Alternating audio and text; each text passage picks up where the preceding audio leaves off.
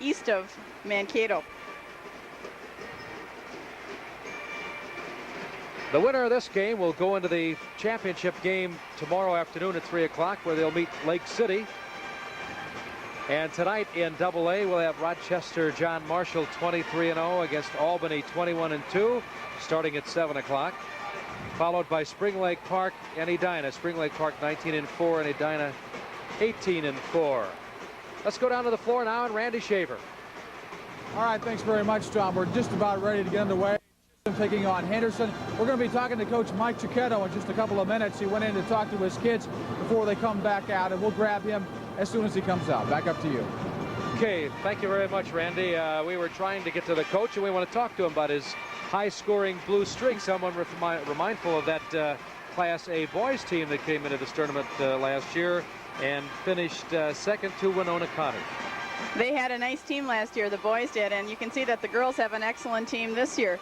Again, we have to be impressed by the scoring that they do, and two key players last night, Laura Lochner, just did an outstanding job. Ordinarily, she averages 16 points per game, and last night she had 21 points, so she was a real standout for the Chisholm team. In the case of rankings, we have Henderson coming into the tournament. They were ranked 6th in the final poll. Chisholm was ranked 2nd in the final poll, according to what I've read. And you say that the Chisholm was ranked possibly 1st? Well, they're ranked 1st now at the end of the season, and it's an unusual situation this year in the Class A tournament because we have 8 teams who have never made an appearance in the state basketball tournament, and we have only 3 of those teams who were ranked during the regular season. So we've got a lot of new faces and new names to get used to here. How do you feel about rankings? Do you think it's a good thing? Well, I think it creates a lot of interest in basketball, and that way I think it's a good thing. And a lot of times it gives teams a recognition who are in a region where there are a number of good teams, and you won't always see all the good teams at the state tournament. So we can get a situation like Hill Murray and Spring Lake Park both being ranked teams. Now let's very quickly go down to the floor and Randy Shaver. All right, thanks very much, Tom. With me is Mike Cicchetto, head coach at Chisholm. Mike, what kind of problems will Henderson present for you today? Well, they've got a good inside game, and we've got to stop them on the inside and be able to go inside ourselves. Tell me a little bit about your ball club. Are they relaxed and ready to go? The state tournament, this is everybody's first trip down here. Give me a synopsis on your team. Are they ready? Well, I hope they are. They're a little tight right now. I hope after the first minute or so they'll relax a little and play their game. All right, Mike, good luck. Thank you. Mike Cicchetto, head man at Chisholm. Back up to you, Tom. It's going to be a good game. Oh, I think so. It's a dream game. Both teams now 24-0. This is the 1983 Minnesota State High School Girls Basketball Tournament.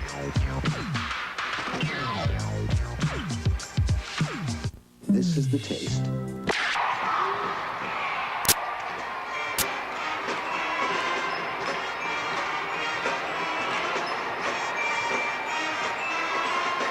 Cheryl Walters and Lisa Walters, the leaders of the Henderson Tigers, sisters. Cheryl averages 20 points, or rather 16, and I should say Cheryl Walters averages 16. Now let's go down to Dick Stanton.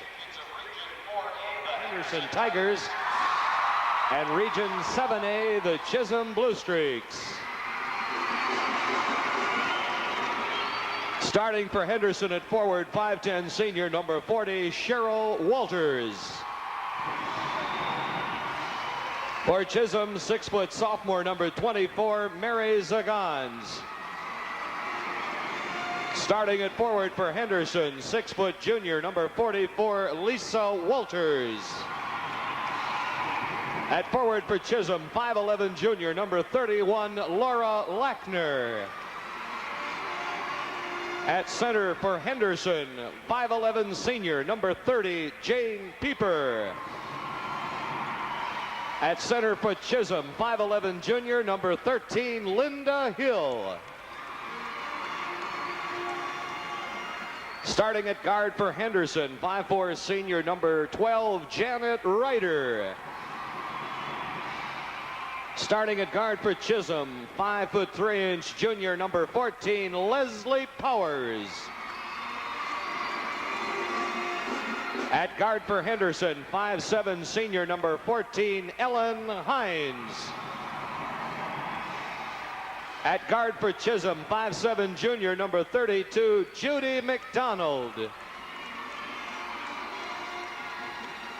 Coaching the Henderson Tigers, Ryan Bremer. Coaching the Chisholm Blue Streaks, Mike Chiquetto.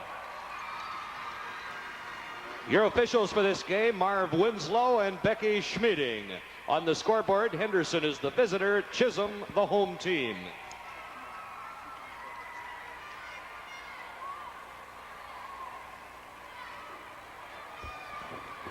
Okay, we're ready to go. Second game.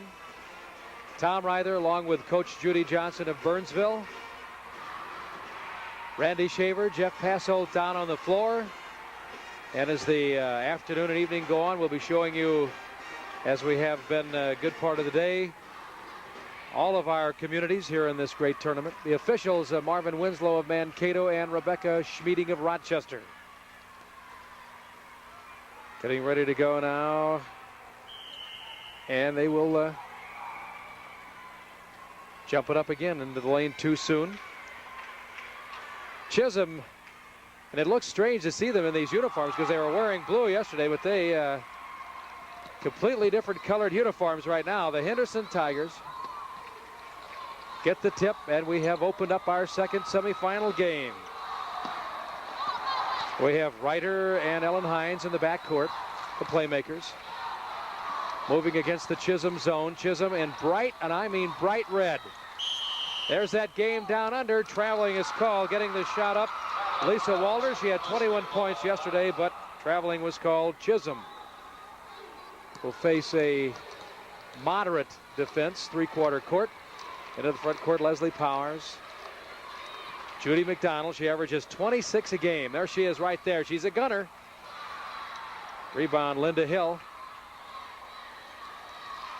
Chisholm won by 14 points over an excellent Eden Valley Watkins team yesterday.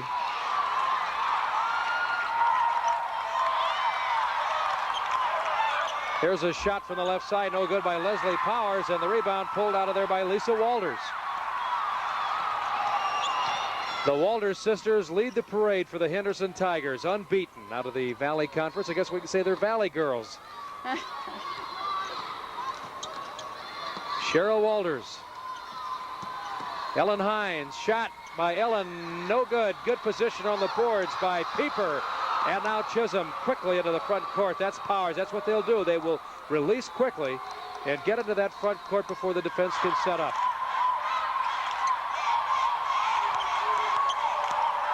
That's McDonald, and she gets it. If you will, Judy, sort of diagnose the defense. They're obviously really concerned about McDonald, who averages 26 a game.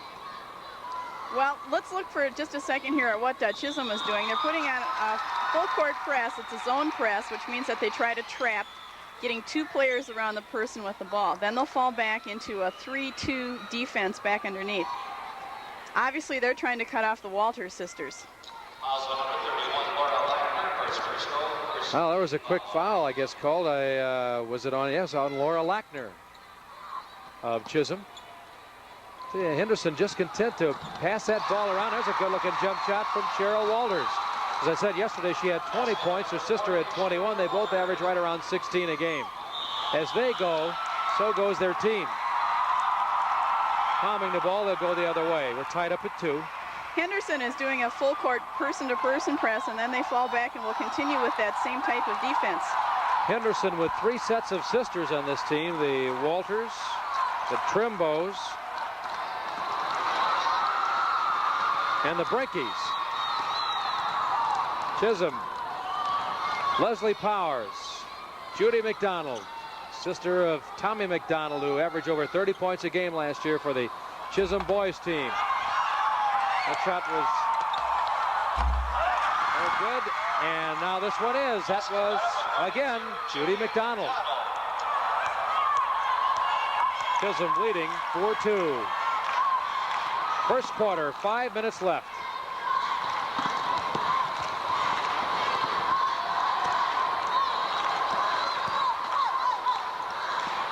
Henderson content to work the ball against the zone. Shot coming up sharp by Ellen Hines, and